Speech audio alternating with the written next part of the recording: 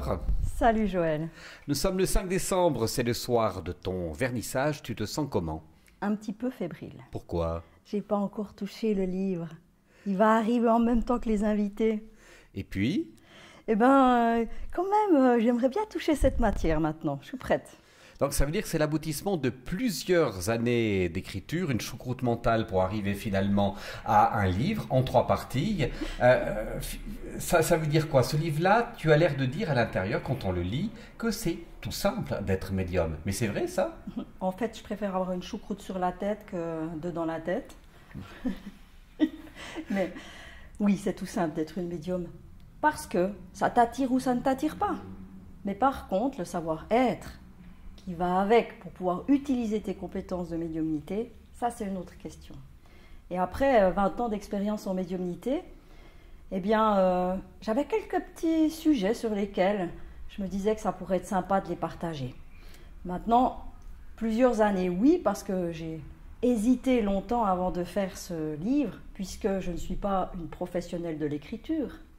Et donc, en fait, vous ne le voyez pas, mais il rigole beaucoup, il se fiche de moi. Parce que, dans la réalité, Joël m'avait dit déjà depuis quelques années, mais moi, je veux te donner un coup de main. Et moi, tête de mule, je disais, non, non, je vais le faire, je vais le faire. Un peu comme si je me disais, si je ne le fais pas, je ne vais pas être fière de moi. Tu vois ce que je veux dire? Et en fait, au final, un beau jour, j'ai dit, non, mais maintenant, je suis prête, il faut le faire. Donc, j'ai appelé, enfin non, c'est pas vrai, j'ai écrit à Joël, qui a beaucoup rigolé, qui s'est fichu de moi. Je m'en souviens bien. Mais voilà, l'aventure a commencé il y a quoi? Une année et demie à peu près. Depuis avril 2017, pour voilà, être précis. Ouais. Avril 2017, bah, tu vois. Et franchement, c'est une super aventure. Enfin, je suis un humble, sage homme qui t'a aidé à accoucher de ce que tu avais en toi depuis très longtemps. Hein. Ça te va bien, sage homme? Oui, sage homme, oui, ça va faire rire beaucoup d'autres personnes aussi dans un autre registre. Quand on te lit, en fait, tu dis, le gars qui veut être boulanger, il va pratiquer, il va faire son apprentissage, il va bosser en fonction de sa passion, et puis il arrive à quelque chose. Médiumnité, c'est la même chose. Oui. Si vous vous donnez du temps, des moyens, vous y arrivez aussi. J'ai pas envie que les personnes pensent qu'ils devraient avoir quelque chose de particulier pour l'avoir. Moi, je pense que si tu as l'envie, c'est déjà le bon départ. Envie, c'est le mot. Les personnes que tu vois venir quand tu donnes des cours ici, dans ton atelier, elles ont toutes l'envie ou elles ont de la curiosité? La plupart, elles ont toute l'envie. La plupart. Il y a des personnes qui viennent par curiosité et je dois dire qu'elles sont toutes satisfaites parce que ça remplit beaucoup la curiosité. À partir du moment où tu viens pour de la curiosité, le monde spirituel le sait. Et ils sont assez coquins pour apporter plein de petites surprises. Du genre? Du genre, tu pensais pas que tu étais toi-même capable de prendre un contact avec un défunt? Ben voilà, regarde ce que ça fait. Alors, tu vois, la curiosité, elle est un petit peu remplie dans ce cas-là. Oui, mais ça doit aussi surprendre la personne qui n'a pas l'habitude de ça, quand elle est dans ton cours, d'un coup elle a un contact, elle se dit, mais mon Dieu, qu'est-ce qui m'arrive? Oui, c'est à peu près ça. C'est pour ça que je te dis qu'elle est remplie. La curiosité, elle est satisfaite, je crois. Dans ce livre, tu insistes aussi sur une certaine hygiène de vie. Oui. Tu dis, ok, on va aller dans le domaine spirituel, mais en parallèle, ça veut dire on réfléchit sur sa consommation, sur son alimentation, sur la façon dont on aborde les gens. Pour toi, c'est totalement en symbiose? Oui, pour moi, c'est un tout. C'est-à-dire qu'au-delà de dire d'une hygiène de vie, je dirais du respect pour soi-même. Et si tu as du respect pour toi-même, forcément que tu auras du respect pour ce qui t'entoure. Et si tu as du respect pour ce qui t'entoure, forcément que tu contribueras à un tout. Donc oui, on peut dire que c'est un entier tout ça. Mais c'est vrai que ça donne à réfléchir. Comment moi je vis? Alors, par exemple, je donne un exemple. Quand moi, j'étais plus jeune, je fumais. J'ai fumé pendant 18 ans 2 paquets par jour. Et alors, je ne te dis pas combien de fois le mégot il a fait comme ça. Hein? D'accord? Et quand j'ai commencé de comprendre, et quand j'ai commencé de parler avec le monde spirituel, que c'était peut-être pas adapté pour moi, ok? J'ai arrêté de fumer. Mais comme ça, du jour au lendemain? Oui. Plusieurs années après, j'ai commencé d'avoir conscience du respect de soi-même, du respect de l'autre, du respect de l'environnement, enfin voilà. Et vraiment, je me suis revue un jour en train de jeter mes mégots. Et le monde spirituel m'a dit, tout gentiment, tu vois, parce que c'était un monsieur qui jetait le mégot par terre. Il m'a dit, tu vois ce mégot-là, il ne le jette pas sur la nature, il se le jette à lui. Parce que comme tu prends soin de la nature, tu prends soin de toi. Et ça m'a vraiment interpellée. Donc tu vois, c'est un tout pour moi. Mais ça va plus loin, tu parles aussi d'être végétarienne, tu parles de faire attention à son corps. C'est assez exigeant, non, finalement? Alors, je fais un petit temps mort. Je parle pas d'être végétarienne, vraiment. Moi, avec les années, j'ai plus envie qu'on tue des animaux pour moi. Mais je suis pas du tout contre manger de la viande. Pourquoi? On est aussi des animaux et finalement, on fait partie de cette chaîne alimentaire. Ce que je suis contre, c'est qu'on éduque, qu'on fasse grandir des animaux dans le but de les tuer pour qu'on mange. Ça, je ne suis pas d'accord. Ça, c'est même quelque chose qui me touche vraiment au point que j'ai plus envie qu'on tue des animaux pour moi. Mais alors, il y a un plat de viande séchée, j'en ai envie. C'est pas que je n'aime pas la viande, d'accord? Il y a une fois dans l'année, j'adore aller manger de la chasse. Tu comprends ce que je veux dire? C'est pas une extrémité. C'est que pour moi, on n'en a pas besoin tous les jours déjà, d'une part. D'autre part, je pense que j'ai pas envie de voir qu'on élève des animaux que pour les tuer. Mais t'imagines ce que tu manges, tu vas manger de la souffrance, de la... Enfin, pour moi, du stress, de la souffrance, des conditions de vie juste innommables. Mais les humains, on a fait le plus grand génocide, ça, avec les animaux. On va rester dans le domaine animal parce qu'à l'intérieur de ce livre, tu parles aussi un peu de toi, de ton parcours, un peu beaucoup de toi peut-être. Ça a été un rude combat entre nous deux pour ça, justement. Il y a pour moi un épisode que j'estime charnière par rapport à ton évolution. Tu es au Québec, tu me vois un peu venir, oui. Et soudainement tu es tête à tête avec une bisonne. Oui. Et j'aimerais que tu me racontes ça. Alors en fait, je me trouve au Canada. Ça faisait 15 ans que j'avais envie d'aller dans une nation, passer quelques temps. Mais je voulais une nation francophone, puisque je ne parle pas anglais, pour que je puisse vivre le truc moi-même et qu'on ne fasse pas une traduction. J'arrive chez les Algonquins, dans la nation où Dominique Rankin est un chef héréditaire aux médecines et sage de son peuple. Et le deuxième jour, on m'emmène voir les bisons, qui sont un animal sacré pour eux. Le bison, ils appellent ça leur dieu. Ils font tout avec un bison. S'ils en tuent un, ils utilisent jusqu'au moins des petits os qui restent pour faire quelque chose. Hein. C'est pas du gâchis. Et ils le remercient. Hein, et ils le remercient. Et alors, on nous emmène voir les bisons parce qu'il y avait quelque chose d'extraordinaire à cette période-là, c'est qu'il y avait eu la naissance d'un bison blanc qui était accompagné d'une petite bisonne blanche.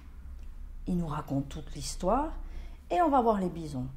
Et moi, je me retrouve à voir ce troupeau qui arrive près de nous comme ça. Et en tête, il y a 2 bisons, un mâle et une femelle.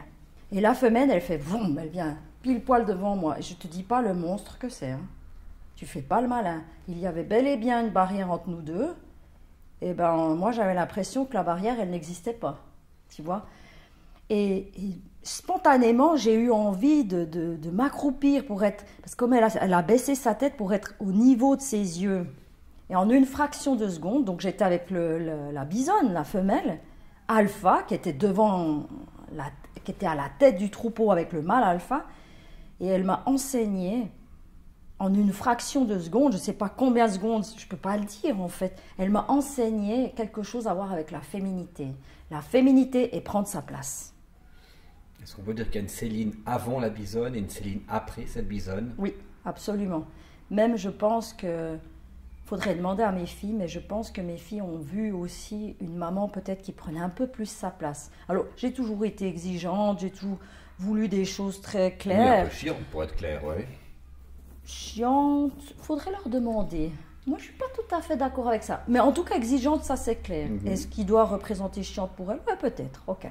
J'accepte. Et puis, mais là, c'était pas exigeante ou chiante. C'était positionné. Être là. Être là.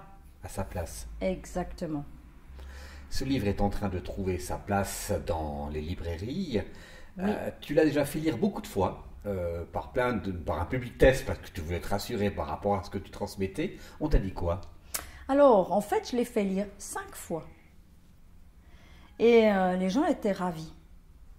Ils ont trouvé une suite logique. Ils n'avaient pas beaucoup de choses à dire. Il y avait plutôt, par exemple, un terme qui les surprenait. C'est vrai que parfois, j'ai des termes jurassiens, d'où je viens. Et voilà, il y avait des termes. Il y avait un sujet qui, chaque fois, a été repoussé en bloc. C'est le sujet où je parle des exorcismes. Et j'ai dû beaucoup réfléchir et je me suis dit, est-ce que je le mets, ce sujet-là? Il faut préciser, parce que pour toi, il n'existe pas de personnes possédées réellement et qu'il n'y a pas de mauvaise âme. Oui. Et j'en ai parlé aussi autour de moi par rapport à des gens qui sont sensibles vis-à-vis de la médiumnité et autres. Ils disent, ouais, mais ça, une approche, je ne suis pas tout à fait d'accord avec ça. Alors tu peux t'expliquer? Oui, c'est comme si je vois un mécanisme depuis une vingtaine d'années que je travaille, et ce mécanisme, je le comprends bien, je vois bien ce qui sort de l'humain et ce qui pourrait venir du monde spirituel. Et tu sais, à un moment donné, j'ai participé à un film documentaire qui s'appelle Médium d'un monde à l'autre. Et ce film-là, cette expérience-là dans ma vie, elle m'a vraiment appris à savoir comprendre ce qui sort de ma tête et ce qui vient du monde spirituel. C'est comme si j'avais pu faire vraiment la distinction claire. Et depuis là, je vois un espèce de mécanisme. Et ce mécanisme qui est lié à ce qu'on appelle une possession, où ça nécessiterait d'un exorcisme, d'accord? J'ai voulu le mettre à plat pour que les gens comprennent bien ce que je vois. C'est une couleur, c'est une façon de voir la chose. Je ne dis pas que j'ai raison. Mais je pense que si je n'avais pas mis ce sujet dans mon livre, c'est comme si j'avais trahi ce pourquoi je voulais le faire aussi. C'était un des piliers qui me semblait important de traiter ce sujet. La sensibilité de ta réflexion. Parce que ça fait souffrir beaucoup de monde. Et pour moi, il y a des souffrances qui ne sont pas nécessaires. Je ne crois pas qu'on guérit dans la douleur. Pas du tout même. Je suis sûre qu'on peut guérir. J'enlève le mot guérir, avancer. Pour moi, ça veut dire la même chose. Guérir, pour moi, c'est faire un pas en avant. Pour moi, on peut avancer dans la douceur, dans la bienveillance. Oui, parfois on est un peu bousculé, mais est-ce que vraiment on doit souffrir? Tu vois la différence entre bousculer et souffrir? Voilà, c'est ce que je crois. Alors tout ce qu'on espère, c'est que les gens qui vont découvrir ton livre ne souffrent pas, entre guillemets, qu'ils en retirent plein d'enseignements. Et en tout cas, on te remercie et on se réjouit d'assister à ce vernissage d'ici quelques minutes. Ouais, c'est ça. Moi aussi, je me réjouis à fond. Et en tout cas, ce livre n'a pas été fait pour que les gens souffrent, mais au contraire pour qu'ils aient plein d'idées que moi j'ai trouvé sympa pour moi, et je me suis dit, tiens, est-ce que ça pourrait être sympa pour un grand nombre? En tout cas, c'est mon désir, avec pour demande au monde spirituel que tout le monde reçoit un cadeau pour sa vie au moment où ils liront ces lignes. Alors je vous souhaite plein de plaisir aussi, et je me réjouis maintenant d'aller à ce vernissage avec vous. Eh bien on y va, merci beaucoup Céline. C'est parti. C'est parti. Si vous voulez rejoindre vos chaises. Yes. Tu lui as demandé pour les échanges?